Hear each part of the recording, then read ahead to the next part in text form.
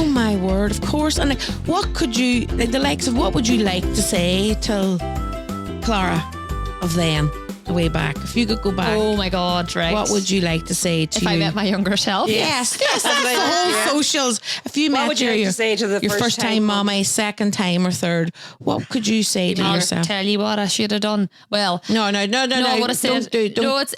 it's the funny shoulda. because that time I was pregnant with Bella. The law changed and you could share your maternity leave with your partner, and Ryan was so excited. So I give him 3 months of I went back to work after 6 months and give him 3 months of my maternity leave. I know it's still a thing now, like you can do it, but I don't think I'd do that now. I'd go back and say, how long do you maternity leave? But he says it was the best 3 months ever. Like, it was coming into the spring and he took Bella away to the beach and did loads of things. But in terms of, like, I definitely having a premature baby way back. I would definitely ask more questions.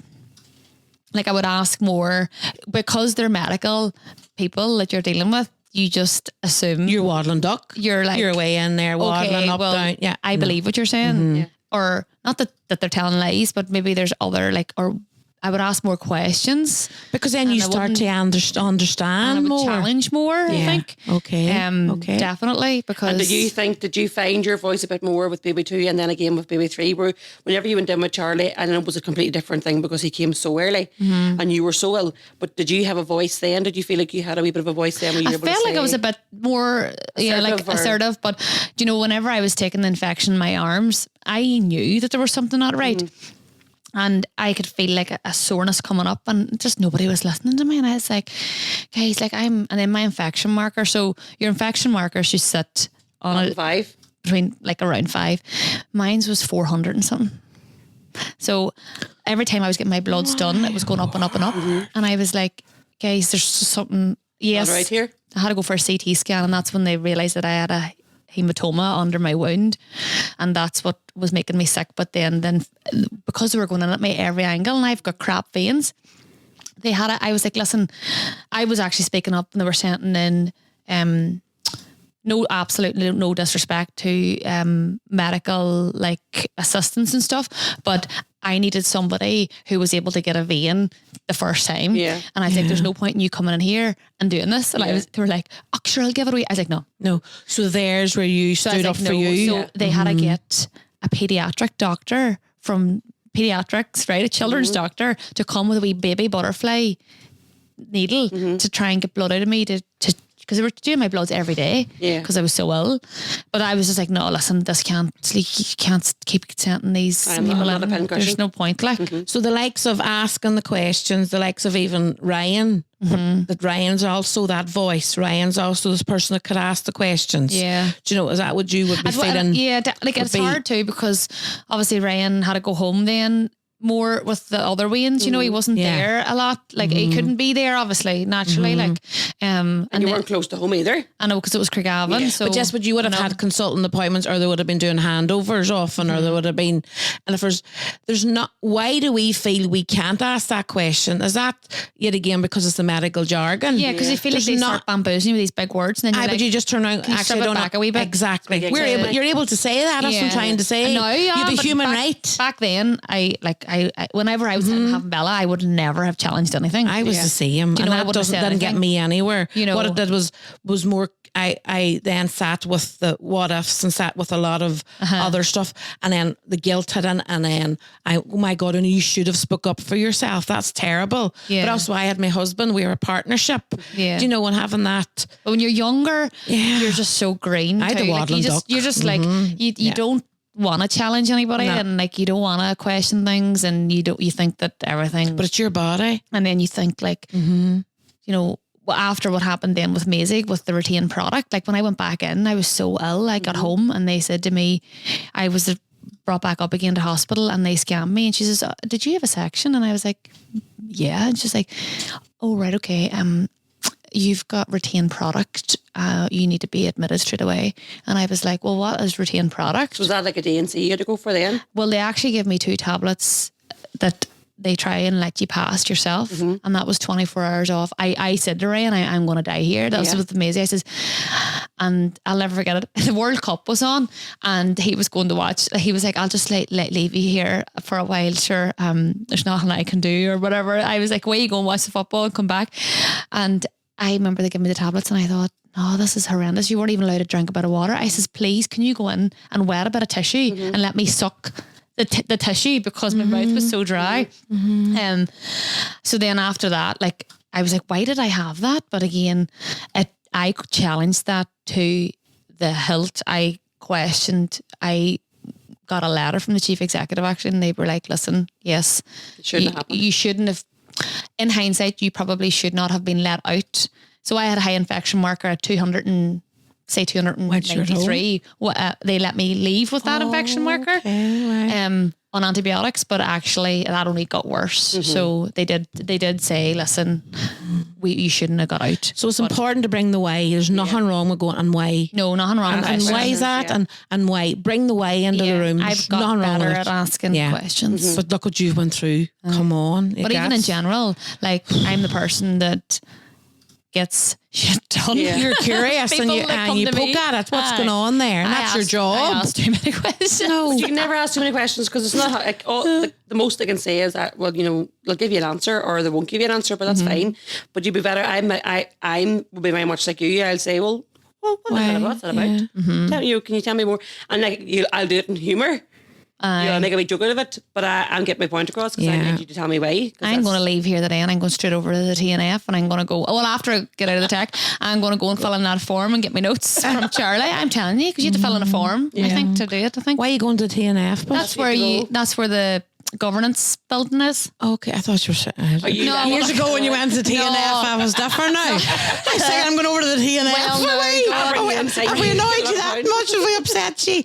But, do you know, that's what you've went through, you know, and we are holding a lot of mummies who are going on to have their second baby or have had their first, and then it's postnatal anxiety.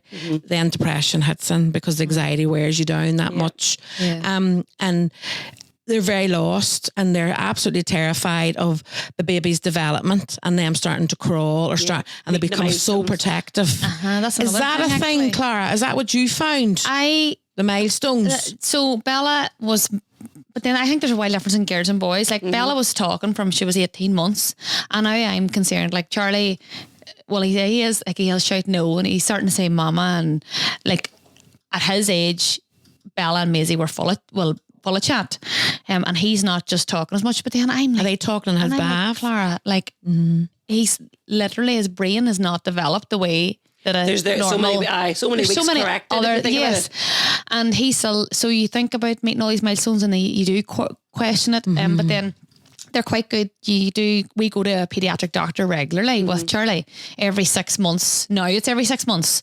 And she was happy with him in January that she says, you know, by the summertime, she says he should have a lot more words, you know, but she was very happy with his progression and his... But that's an extra worry that you have. Oh, and I'm thinking then about school and stuff, and Tiny Life do great programs where they do training with schools for preterm or, you know, premature babies and stuff. It's just Tiny Life is a charity, a Northern Ireland charity. Yes, so Tiny Life are a charity that support parents who of preterm babies, and they're very good. Like they loan you out a breast pump. So I had a breast pump for months. They did up like a lovely wee like basket and all for Charlie whenever he was in Neo Natal, and they run like baby groups still, like meetups every month. So Mummy actually takes Charlie on a Wednesday once a month to Aladdin's Kingdom with Kira from Tiny Life in the Oma area, and they do lots of different things as well. So they're so good, and yeah, like they've been very good. Ryan did an ultra marathon in 2019 at 40 mile. I know, can you cope? And 39 point something, and raised money like a couple of £1,000 for Tiny Life. That's brilliant. So yeah, and then Bella makes scrunchies, and she donates £1 to Tiny Life. So for every they're scrunchie. a massive part of your life and your family life. Definitely, and we're starting to do a bit of collaboration work with Tiny Life, and Kira has been into our office, and we're like, excuse me, I have to cough. Sorry. How do you cope with that? Anyway, she's come in and we're looking to do a wee bit more work with them because it is important that collaboration. Yeah. And stuff. So they are doing a great job within Northern Ireland and doing what they need to be doing and out there supporting the milestones and guiding the mummies and daddies through that. There definitely could be more like what you used to do is amazing, and like obviously that's the emotional Tyrone from Anna area really. Like there's not really anything else like that. No. Not that I'm aware of. Yeah. You know, and I think that for people who maybe aren't so much aware of their mental health, like whereas I'm like more aware of it because I've been through it 3 times, you know, there could be a lot more help available, but I know this will be a bit of a random question, but I know from our experience, people are drawn to us because of our lived experience. Yeah. Do you find people are drawn to you because they know that you're the one that's had the baby that was born early, 3 babies that were born early? So do you find them coming to you? Well, funny you should say this. I'd say a lot of people will be, if people that know me that if they listen to this, they'll probably be like, God, I didn't realise, you know. I'd openly talk. I openly talk about having preterm babies, and it's on my social media page, like my Facebook and Instagram. My friends would know, but I don't really talk about the mental health side of things because I'm very much like, oh, I'm fine, you know, it's fine. And I don't know if that's like being brought up in a family where like, oh, like you're, this is so bad, but everything's brushed under the carpet. It's but like that's that generation. That's that generation, of course. And we are. You're fine. Our generations are making change regarding that. That's terrible, but you're grand. No, you're grand. Do you know? And then I sort of feel like maybe I take that on a wee bit too. So a lot of people maybe, you know, I have had people come to me and say, like, talk about preterm births, and Bella, when Bella was born, she had really bad, like really prominent birthmarks, and she was on beta blockers for the first year of her life, and that can be brought on through preterm birth and stuff as well. But and I had people reach out to me about things like that, but I don't really like openly talk about. And this is the first time. Yeah, and we're honoured. No, we are, and that's because you must trust us to share that. Absolutely. Saying, take me. But it is so important that emotional side is talked about, because what we're getting coming to support together, and a good friend of yours, that happened to her, the very first woman we would have worked with many years ago, who the wee baby was born. What size was Maisie? Maisie was just over a pound weight.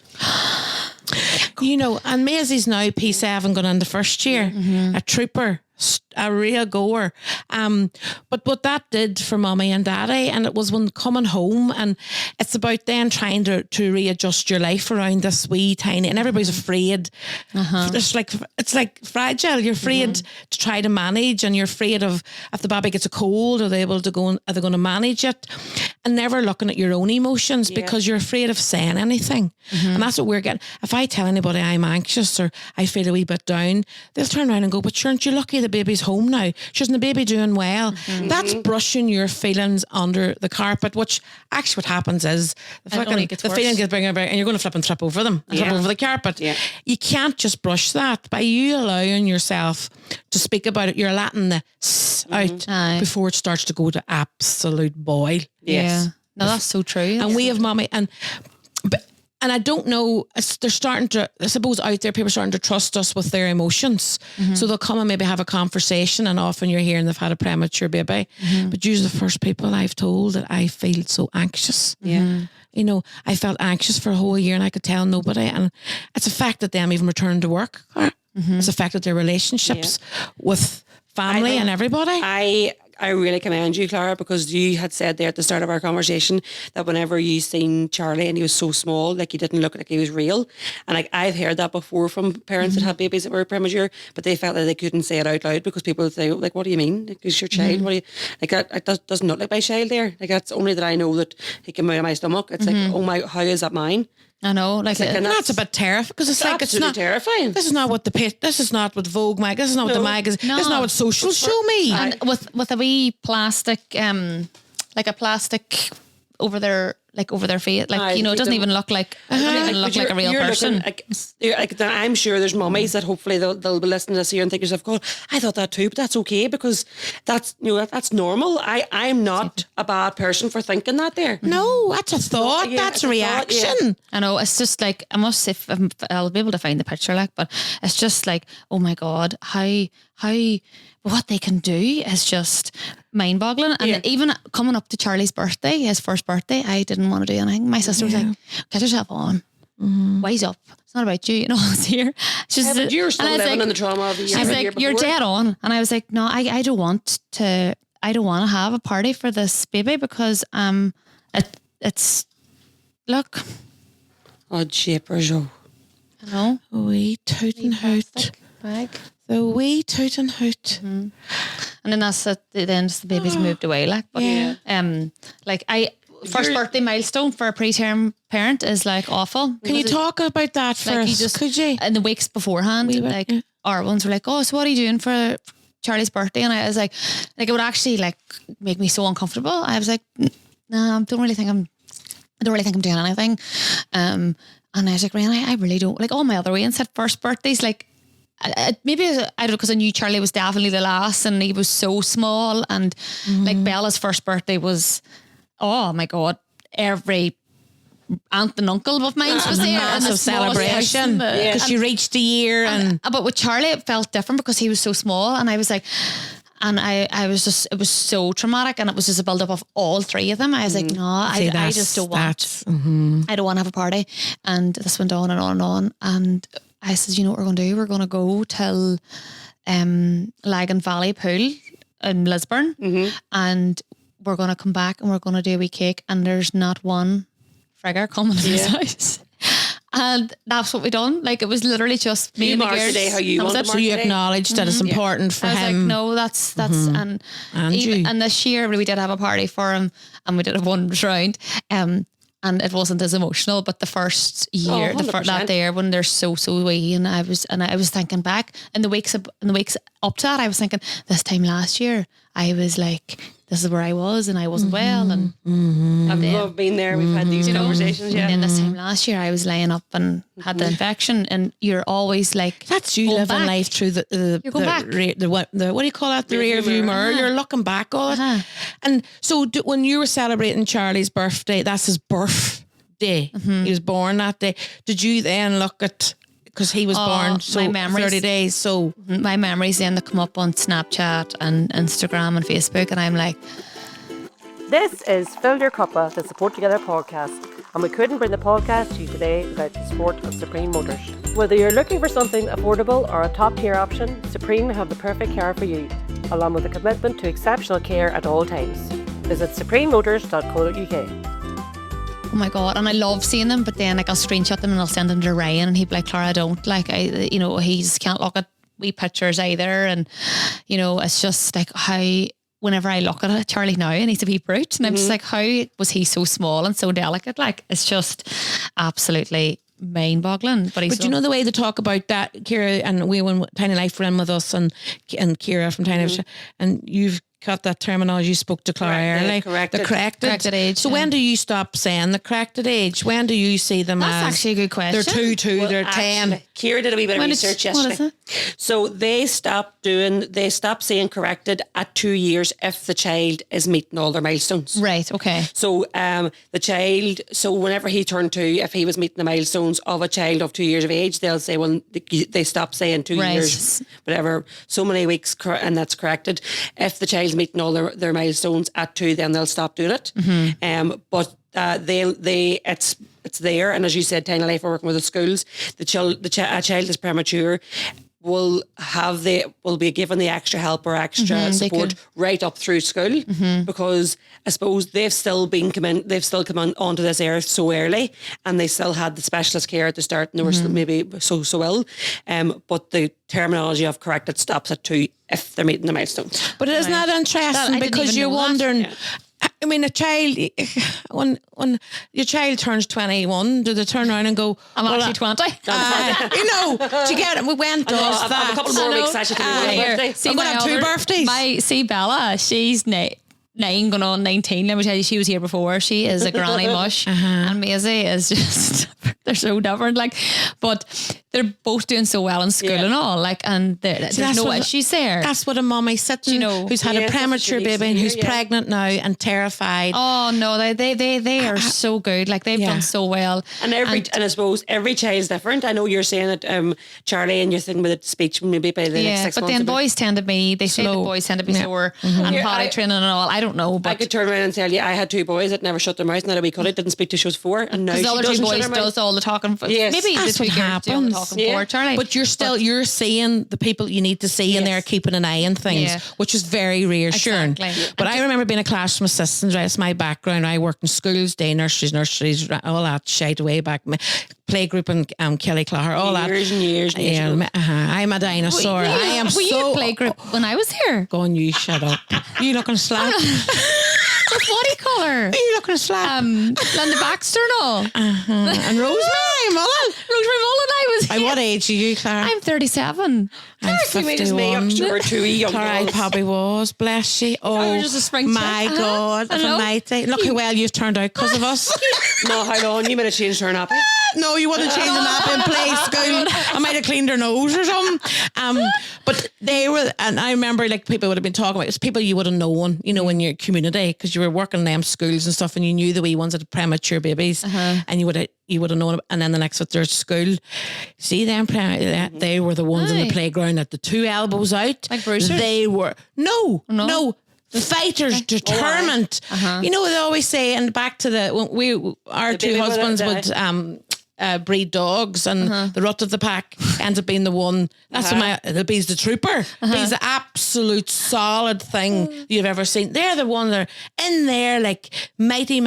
I know. But that's why a lot of mummies are terrified when they're holding that baby. Oh my God. What is going to happen when they go to school? Are they going to be able to cope? Am I going to have to hold this child and bubble her up for the rest of my life? It's the bubble. That's exactly. But now, see, when it comes to me and Charlie, I'm like, oh, my wee son. And I'm like, my ma done that bar Rory, where she would have been making him breakfast up until like last year. I'm like, seriously, mommy. But that I'm is like, the mummy and the boy, by the way. But that's your baby. But now I'm like turning in. I'm like, oh, wait, Charlie, that's my wee man. Sure, but like Orla's 6 and that, she's my wee Lala. And like, she's not a baby, but she is my baby. She'll always be my baby. Sit up on your knee and all. But like, whenever I was, one of the things, obviously going through all that, it does make you're obviously very friggin' maybe a little bit crazy, like, and you've been so much trauma, but it does make you stronger. Like whenever on Sunday at the half marathon, like, and I was literally crying around 11 mile, and I was just telling myself, you are like, whenever I think back, I literally put myself back in hospital 2 years ago when I was dying, not able to do anything, not able to get up to go to the toilet or nothing. Being Daisy. And like I sweating, milking, everything. And I was just saying, you're running a half marathon, whether or not it's slow or not. I was like, you're running this half marathon. You should be privileged that you're actually able to do this. Like, you're so lucky. Look at how sick you were, and now look what you're doing. So I just kept telling myself, it is a privilege to be able to do that. Like, because there's people that would probably love to be able to do that, that are in, wheelchairs or have degenerative illnesses and stuff. And I just think, so I always put myself back and I'm like. So you practice a lot of gratitude, do you? Well, I know I'm not try. like. You don't have to be, neither am I, but I try. I do kind of try and make myself. Not that it doesn't obviously like brush it under the carpet, but it just makes me feel, okay, look how bad it was, and now look how far you've come, sort of thing. More so. And as you say, the 3 kids are individuals. Yep. They are doing really well. Your cub has the biggest, the most gorgeous smile, even from when he was a baby. I mean that. But everybody says, why does not one of my Waynes look like me? Everybody says they look like their dad. And I'm like, one of them has to look like me. Like, far better now if they were saying they look like you, look like him. That'll be a different story. He'd be panicking. He'd be annoyed, I know. He'd be annoyed. But look at all you went through and all look like daddy. I know, literally. But no, he's so good. Like, so for now. Until he turns into a I'm hearing from you, even from conversation, and I suppose knowing you, because we were play group and all, and I cleaned your snots and realised Brenda used to babysit us. That's right. Like, come on, you quit. You're making me. Brenda used to babysit. Oh my word. Anyway. Now I've lost my rhythm. She's got me really. What you're feeling from me is what? I don't know.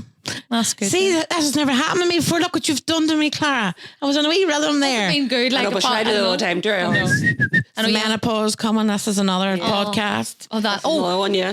I'm telling you, it's no joke. My brain fog.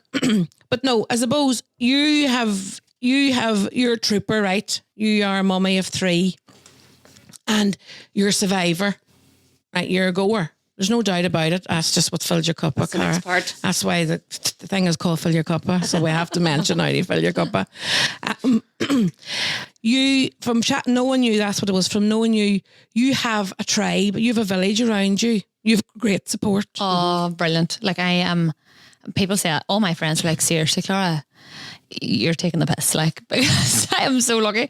Like my mummy, my mother-in-law, like sisters, Ryan's my sisters-in-law.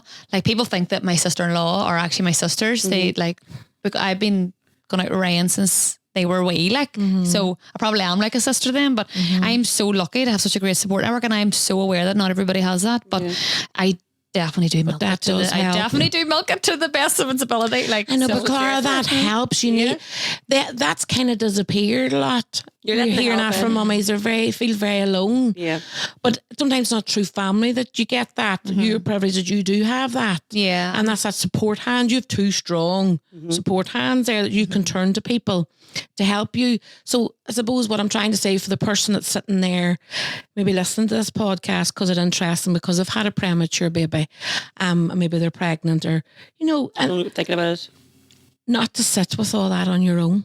No, definitely not. Reach out. Yeah, you are a reach outer. Like you reached out to us. Yeah, you are a talker.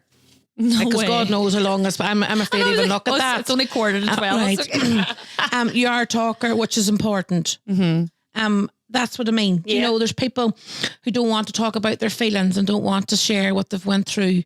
I do what I do. It's not easy. Talking about it wasn't easy at the beginning. There was nobody doing what we were doing. Talking about postnatal depression. People asking who the hell are you? I do anything for my daughter's generation and my sons. And we don't talk about the emotions. What are we doing? We're not breaking that generational. Yeah. You're not a burden to anybody else. Like, I would far rather hear somebody speak to me and I'd say, God, I mightn't be able to be the person to talk to, but I know somebody else I could pass you on to. And signpost you. Signpost you on, use your voice. But nobody's ever a burden, and I think it's a great strength to be able to speak out. Yeah, and absolutely. Well, you know what, my husband will laugh when he's listening to say, like, Clara is the worst communicator ever. Because I I'm very like, and what's your job, Clara? Sorry, so social, or he say so not social. So not social. The husbands are different because they don't have they might have the crystal ball, and you're trying to manage everything else at home. And I laughed. Remember that day that the woman was like, you can have everything, but you don't have to do everything. I was like, that's true, and I'm getting somebody to do my earning, and I'm getting somebody to do this for me because that makes my life easier. Yes. But that's the truth. Absolutely. But yeah, I don't know. Like, I'm here now and I'm feeling very, very like exposed and raw, but it's good. And even you saying that, it's not easy to sit on the mic, and normally that's what you're encouraging people. Do a podcast, do this, do that, get your message out there. And now we have you in the hot seat. It isn't, but it is therapeutic on its own, and sharing that little bit of what you've went through. And I thank you so much for that. Probably didn't even need my tissues. Isn't that great? We're not done yet. You haven't heard my jokes. But it is, and I know it will be raw at the other end, and it will be. We always talk to the mummies about the workout and the brain. Their brain's done a workout, a bit like you did a workout there on Sunday. Like, I can't. You would think your toenails are sore when you feel your head tomorrow. You did the half marathon. Well, this is bringing us all now to what filled your cuppa. What filled your cuppa, Clara? So the whole point of our podcast is, I suppose, reminding our mummies and our listeners out there that you can't pour from an empty cup. I suppose that's something that you definitely will have found over a mummy of 3, all them years, all the traumas you've went through with them 3 premature births. What have you found that filled your cup?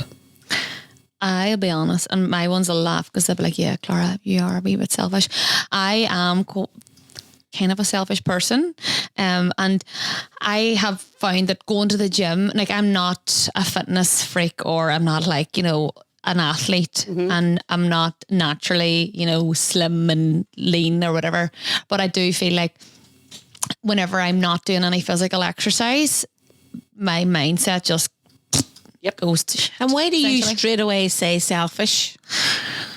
Because I feel like you're kind of chasing, you're like, oh, I'm trying to pencil in, like, when can I go to this class, or who can mind the weans? But that's vital for you. That's important. I know. That's being self-full. You're, and that's essential to your well-being. That's not selfish. People are like, how do you even get the time? Like, where do you even get the time? You make the time.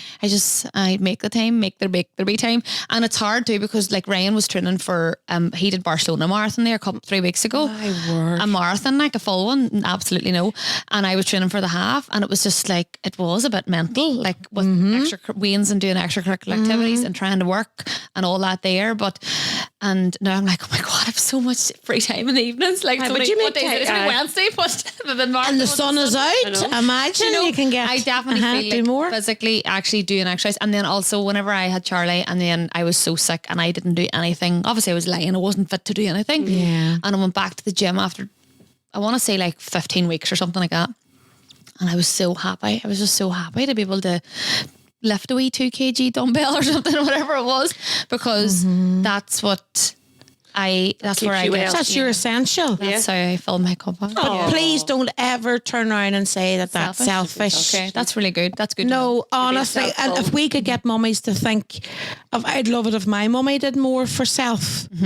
That she didn't have to always live life through us. Yeah. She's important because when you're doing something for you, you're a better version of you at home then. That's a really good practice to have for your girls. Yeah, they love, and they did a mini high rock. They did a kids high rocks, and Bella wants to do a 5K on Friday in Macquarie, and I'm like, I don't know if my Is that Joe boy need to come to your house and fill a me's? He's the fittest family in Ireland, is it? Or Oma, Kelly Clara? I don't know if I'll be fit to do it now on Friday. But it's not. I suppose it's not even doing the exercise. It's the fact that you are putting yourself first. That you're actually this is what keeps me well, and I'm going to do it. Yeah. It's essential. It's very important. Absolutely. So, and Mary, what have you done recently to keep your wee cuppa filled? Probably doing a wee bit of trying to get creative. That is me, like in the house, painting picture frames and all of that, because we decorated and wee stuff like that. I want to be doing more, but I haven't, and I've been hard on myself too. So for how, I'm not probably doing what I should be doing. Right. The cup isn't overflowing at the minute, but she ain't empty because I constantly work on myself. Yes. But I do know I need to up my game a bit. That's good. Well, at least you know that, you're aware of that, and that you're going to have to. Because I go hiding at the weekend, Clara. I just stay in the house a lot at the weekend. Where people doubt. Oh, I can't. My social battery's not great at times. You're probably drained talking to everybody. That's because you give so much Monday to Friday, and I'm coming Friday evening. You're like, no, and I love it. And I'm a people person. I'm a networker. I just get a wee bit.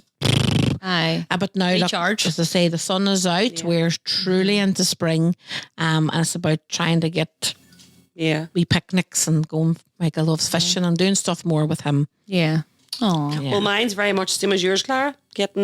Knowing what keeps my cup of filled is the gym and getting out that wee break and having the peace to myself, the workout, and if you lose like a pound along with it, it's an added bonus. But the exercise now, not running. And we found to make not even walking. I'm not. I says you're not doing a 5K again. That's the third one she done, and she be traumatized after them. Traumatized. Hit the wall. I know. So give me a bar and weights any day of the week. Yes, all day long. That's me. It's getting close to the. You smell it? Can we stop this bit? We don't need to do it. Sure, jeez, we've nearly run on the extra funny jokes. They are hilarious. Right, Clara, you're going to tell us if these are funny or not. Okay. Right, what do we say? We do the jokes, Clara, because the mummies love that wee bit of humour and the gatherings and stuff. So that's how it became a part of the rhythm of Fill Your Cuppa. Right. The cheese. The cheesier, the better. Half of them I don't get. You have to laugh. Okay. What do you call a belt made of watches? A belt made of watches. She's laughing before she laughs because I'm nervous and I don't get it. I'm a waste of time. That's good. That is a good one. What do you get when you cross a cow on a trampoline? Oh, I would run, just terrified. A milkshake. First one was better. Right, okay. I have a pen that can write underwater, but it can write all our words as well.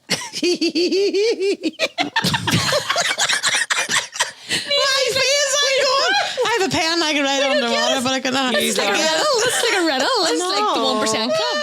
Okay. 1% club, very good. I once heard of a dog that ran 2 miles to get his master's stick, but does sound a bit far-fetched for me.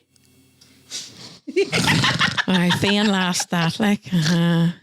She loves herself, in these jokes. What's the easiest building to pick up? The easiest building. Building. Oh, friggin' none of them. A lighthouse. That's good. Can I tell you a joke? One time, girl. honestly, this is such a funny story, but I know I'm freaking out with the time. Do you remember years ago, Time for the Brighter Side? Remember Peace in Northern Ireland? Remember the Van Morrison? Well, my mama told me. Yes. Remember those ads? Oh, yes, keep Right, going. so I was on an ad for Peace in Northern Ireland where like kids from like both sections of the community had to tell jokes. So I like went for an interview and all, and then got on the BBC. We went recording in Belfast. no bother to We've her. never had a guest tell a joke before. So this was you had to tell a joke. Right. Here we So go. this was my Strapping joke. everybody. This My better be friends good. was, I'll tell you my friend. She was Laura McAllister or something. But this was my joke. What do you call a sleeping bull? Bulldozer. Yes, you bitch. We've already had this before. Right. Oh, why did you spoil that on her for? That's right. That is terrible. When you hear this, Donna, here, you'll not know this one. This is my friend's. What do you call Oma's version of Take That? Take On. That's a better one. That's a good one. That's a good one. Take on the queen of jokes. We've There heard you the go. Bulldozer. So well that's- done you for doing that wee joke, and you got picked and when And you're I got on paid TV. £500. I felt like I was a millionaire. This is when I was about 1997 or something. But no? did you make the joke up, or how did you know? I can't remember. I probably got it in an encyclopedia. Well, if you or something. bloody knew it, Google it's then. not made up. It's not made up. It's Sure, not maybe that famous. But she might have been the original joke maker of that joke. You need to get it marked. What do you call that? Trademarked. Well, come here. It has been fantastic. We have It spoke has. for well over an hour. That'll be split into two. I know there's so many mummies that's going to listen this year, so many daddies going to listen this year, and they're going to get so much from it because it's a topic that we wanted to talk about for a long time. Great, there was no tissues needed. I know. Not even That's for the all right jokes. if there was. I know, but I'm But proud. I think you've shown that there is hope after. Yeah. After. Oh my God, absolutely. Yeah. Just- Thank you so much for coming on and gracing us with your presence. No problem. And we might get you on again sometime soon. You never Absolutely. know. We have more to talk Yes. about. Yeah. Because you're so social. You're so social. Will you mind you, Pat? Because I Yes, know that Emily. was a big talk, and Yes, thank you no, for that was gifting good. that. I feel a bit later. That's Do good. you? Maybe that's after the half marathon. Well, Yeah. we'll bill you as therapy. She's We'll give you a bit of minus therapy. tutorials. That's just what the... I know my toes are an absolute agony. I don't know how you Thank you, do it. folks. That's us. For another Honestly, week. thank you. We'll Super. talk again soon. Thank See you. you later. Bye. Bye. This was Fill Your Cuppa, the Support Together podcast, with me, Mrs. O, Ciara O'Gowan, my co-hosts Una Leonard and Gemma Cassidy. The podcast today was brought to you with thanks to our sponsor Supreme Motors NI and produced by 9874 Creative.